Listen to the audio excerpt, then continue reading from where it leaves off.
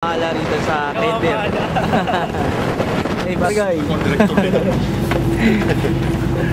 Yan, nandito na kasama ng mga pasahero tsaka mga crew. Yan ngayon, nandiyan tayo kanina sa tender na yan, pabalik na ulit dahil para kumuha ng mga pasahero para makarating ulit dito sa lugar ng Porto Nevir. Yan, ito yung lugar ng Italy. Yan, dahil may mga pasahero na tayo, kaya lilibutin natin tong buong buong Italy na to. Alamin natin kung ano yung mga pwede nating mapasyalan dito sa lugar ng Italy, dito sa Porto Venir. Sa gilid na dinaanan natin ay puro mga restaurant. Diyan sa taas ay may mga building diyan na parang luma ng panahon. Ayan, tapos habang dito ay merong nakalagay na Porto Venir diyan sa bangka. Pero dito tayo papunta, alamin natin kung ano yung mga pwede natin mapasyalan doon. Sa gilid ay merong coaster. Ito yung mga dinaanan natin. Ayan yung bali binidyo ko na mga building na lumang panahon na. Ayan. Tapos ito yung Porto Venir. Ayan, ito ay sakop ng Italy. Dito naman sa baba ay merong maliit na barko. Ayan, may mga pasahero din dyan. Ayan, dahil papasyal sila rito sa gilid ng Italy na yan, sa Porto Nevir. Yan. Tapos dito naman sa taas ay ito naman ang historical place na pinupuntahan ng mga pasahero. Alamin natin kung ano yung mga pwedeng mga impormasyon at pwede nating malaman dyan sa taas. Aakyatin natin yan. Natin pasukin yung simbahan na yan dyan sa dulo ay alamin na muna natin itong gate na to. Yan. Pagka halimbawa pinasok mo rito sa loob, hello, yan, bali nagpipicture-picturean sila dyan dahil inaalam tong loob ng, yan, ito yung labas nitong castle na to. Ayan, bali bababa ka dyan para masilayan mo yung kagandahan ng dagat. Tapos dito naman sa gilid-gilid ay puro mga malalaking bato. Ayan. Dito na tayo ngayon sa pinakataas itong simbahan na yan.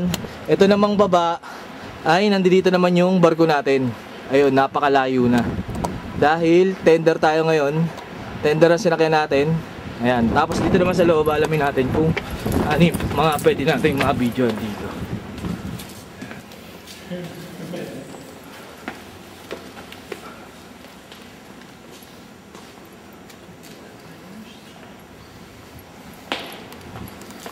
Ayan.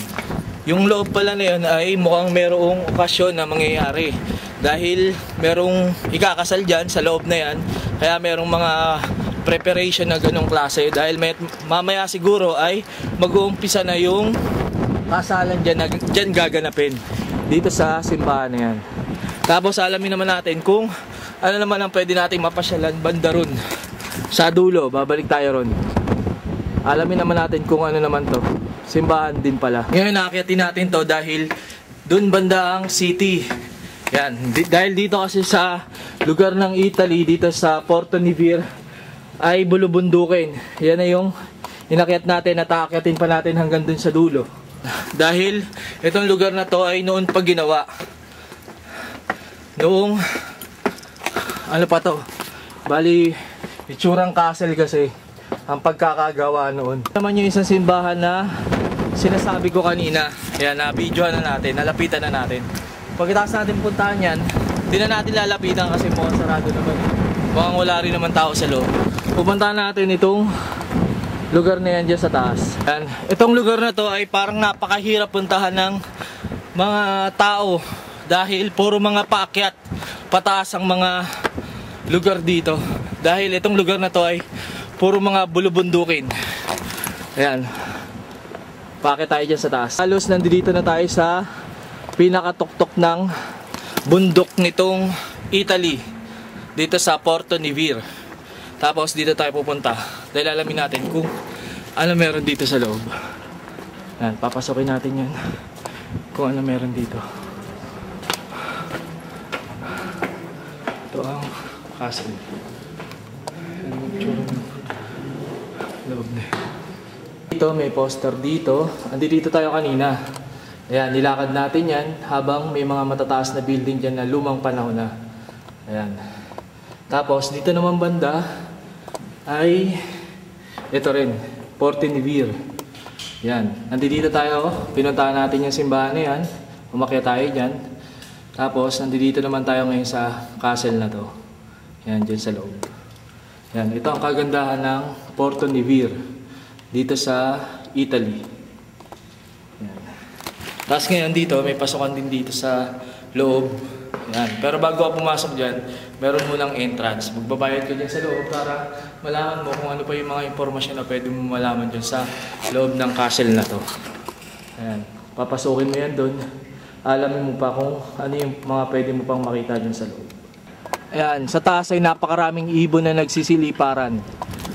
Ayan, hindi na natin pinasok yung loob na yun dahil mukhang alam na naman natin yung mga itsurang doon sa loob dahil pagkapasok mo ron ay maglalakad ka lang din naman ng parot-parito na yun at yun din ang makikita mo, akit ka lang din. Pero kaya pinupuntahan ng mga turista yan dahil ito yung kapanahunan nung unang panahon pa na nangyayari dito sa mundo ng Italy, dito sa Italy.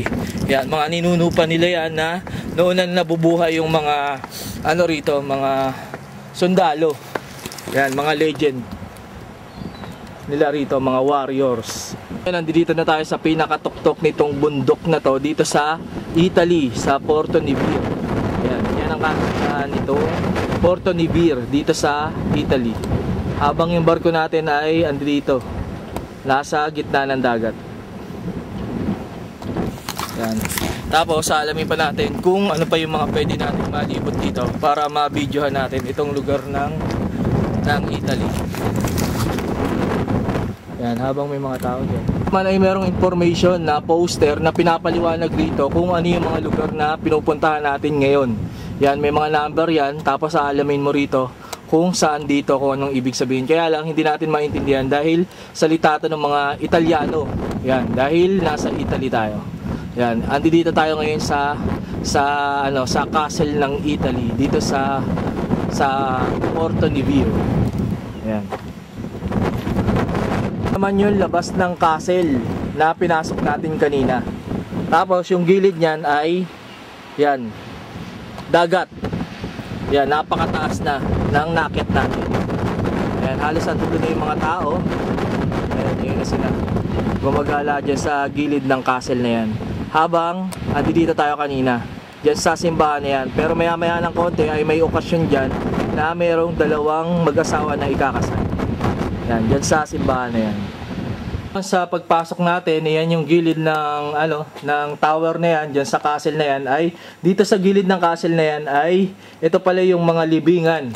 Libingan ng mga taong namatay na nung unang panahon. Yan, andi dito lahat ng mga taong patay na. Ayan, ito yung sementeryo na tinatawag dito sa Italy. Yan, ito yung loob ng ganito ang itsura ng sementeryo nila rito. Yan, dito nila nilibing sa gilid ng castle na to. Ayan. Dito sa bawat na yan ay kung napapansin nyo ay may picture. Ayan, may mga picture yung kada taong namatay na rito. Yan, sa bawat lapida na yan. Yan, itong mga dinadaanan natin na ngayon ay puro mga butik.